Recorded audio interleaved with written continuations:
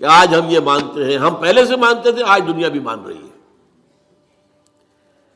جو فزکس کا آپ سے کچھ عرصے پہلے کا دور تھا، 50-60 سال پہلے کا، اس وقت تک یہ مانا جاتا تھا کہ کائنات ہمیشہ سے ہے اور ہمیشہ رہے گی۔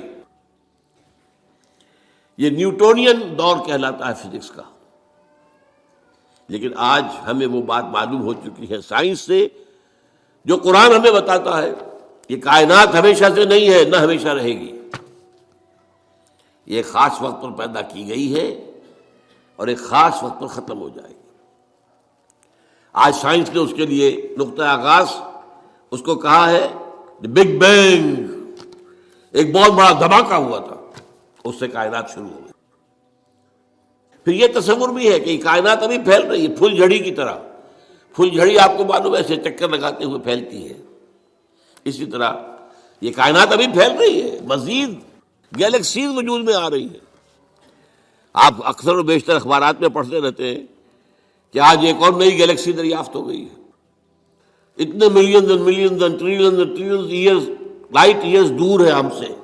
وہ تو حساب کتاب میں آنے والی باتیں نہیں، لیکن یہ کہ اللہ تعالیٰ نے بھی فرمایا تھا یزید اللہ فی الخلق ما یشاء، اللہ اپنی تخلیق میں اضافہ کرتا رہتا ہے جو چاہتا ہے، یا کرتا رہے گا، دونوں معنی اس کے ہو سکتے ہیں۔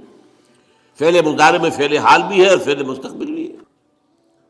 اور اسی کو اقبال نے کہا یہ کائنات ابھی ناتمام ہے شاید، کہ آ رہی ہے دمادم صدائے کن فیکون، کن فیکون، کن فیکون۔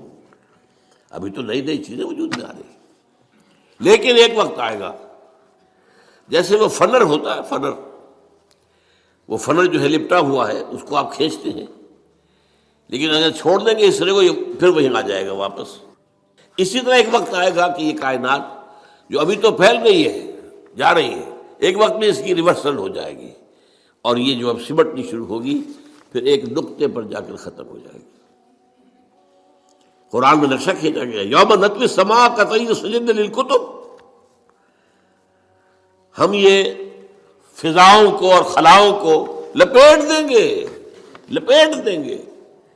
دیکھیے آج کا کانسیپٹ اور قرآن کے الفاظ، جیسے پچھلے زمانے میں کتابیں ہوتی تھیں، جلد بندی کا تو معاملہ نہیں تھا، ایک کاغذ پر لکھ کیا پورا ہو گیا، اس کے ساتھ نیا کاغذ چسپاں کر دیا اور اس کو رول کر دیا۔